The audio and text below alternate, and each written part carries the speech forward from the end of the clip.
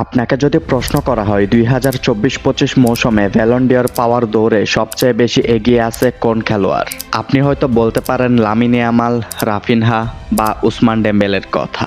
তবে মাঠের পারফরম্যান্স বা ট্রফির সংখ্যা সব পরিসংখ্যানেই এগিয়ে আছেন একজন, তিনি হচ্ছেন পিএসজির ফরাসি ম্যান উসমান ডেম্বেলে।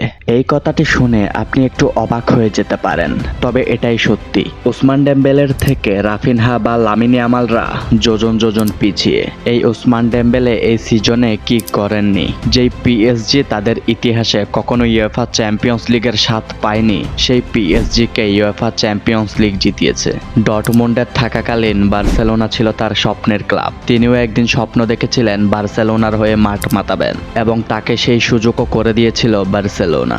নেইমার চলে যাওয়ার পর নেইমারের রিপ্লেসমেন্ট হিসেবে চড়া মূল্যে তাকে দলে ভিড়িয়েছিল বার্সেলোনা। ডর্টমুন্ড থেকে 125 মিলিয়ন পাউন্ডে বার্সেলোনায় যোগ দিয়েছিলেন এই ফরাসি ম্যান, কিন্তু বার্সেলোনায় নিজেকে মেলে ধরতে পারেননি এই ফরাসি ম্যান। তার সময় কেটেছে হসপিটালের বেডে কিংবা ইনজুরিতে।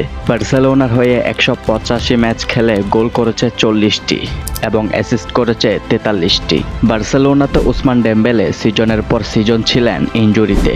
দিনের পর দিন তাকে দলে না পেয়ে বার্সেলোনার অবস্থা খারাপ হয়ে গিয়েছিল এবং তার পারফরম্যান্সেও বার্সেলোনার বোর্ড খুশি ছিল না। তিনি বার্সেলোনায় থাকাকালীন 784 দিন ছিলেন মাঠের বাইরে, অর্থাৎ 784 দিন ইনজুরিতে পড়েছিলেন হসপিটালের বেডে।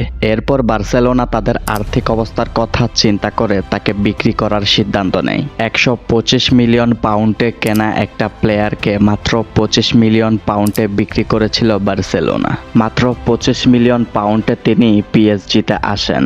তাদের স্বদেশী ক্লাবে আসার পর প্রথম 2-1 সিজন তেমন ভালো যায়নি, কিন্তু এই সিজনেই যেন তিনি নিজেকে আবার পুরনো রূপে খুঁজে পেতে শুরু করেছেন।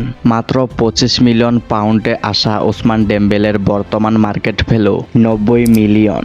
পিএসজিতে আসার পর উসমান ডেম্বেলে লুইস হেনরিকের অধীনে নিজেকে আবার নতুন রূপে খুঁজে পেতে শুরু করেছেন। লুইস হেনরিকের অধীনে নিজেকে ছাড়িয়ে যাচ্ছেন। যেই উসমান ডেম্বেলে কোনো সিজনে 15টির বেশি গোল করতে পারেনি, সেই উসমান ডেম্বেলে এই সিজনে 35টি গোল অলরেডি করে ফেলেছেন। লিগ 1-এ 21 গোল ও 6 অ্যাসিস্ট করে ডেম্বেলের মোট গোল প্লাস অ্যাসিস্টের সংখ্যা দাঁড়িয়েছে 36। আর সব প্রতিযোগিতায় তার মোট অবদান গোল ও অ্যাসিস্ট মিলিয়ে 48টি, 33 গোল প্লাস 15 অ্যাসিস্ট। উসমান ডেম্বেলেকে এই সিজনে ব্যালন ডি'অরের যোগ্য দাবিদার বলার কারণ শুধু তার গোল ও অ্যাসিস্টের পরিসংখ্যানই নয়, তার ব্যক্তিগত অর্জন বা ট্রফির সংখ্যা দেখলেই বুঝতে পারবেন। প্রথমত এই সিজনে ক্লাব পর্যায়ের সর্বোচ্চ মর্যাদার ট্রফি ইউএফা চ্যাম্পিয়ন্স লিগ জিতেছেন। তারপর তাদের ঘরোয়া লিগ, লিগ 1-এর শিরোপাও জিতেছেন। কুপ দে ফ্রেঞ্চ কাপ ও ফরাসি সুপার কাপও রয়েছে তার ঝুলিতে এবং তার সামনে আছে আরও বড় দুটি মেজর ট্রফি জেতার সুযোগ।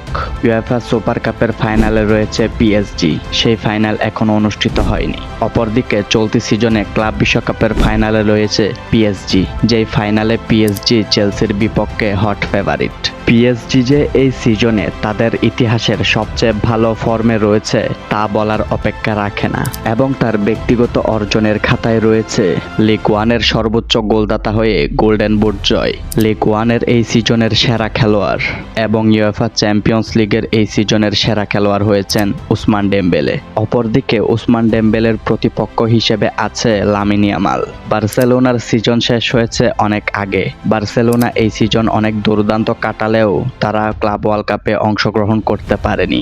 অপরদিকে পিএসজির সামনে আছে আরো বড় দুটি মেজর ট্রফি জেতার সুযোগ। সব মিলিয়ে 2024-25 মৌসুমের ব্যালন ডি'অরের যোগ্য দাবিদার হতে যাচ্ছেন উসমান ডেম্বেলে। যদি কোনো অঘটন না ঘটে তাহলে ব্যালন ডি'অরটি উসমান ডেম্বেলের হাতেই উঠবে। সুপ্রিয় দর্শক, আপনার মতে এই সিজনের ব্যালন ডি'অরের যোগ্য দাবিদারকে জানিয়ে দিবেন আমাদেরকে।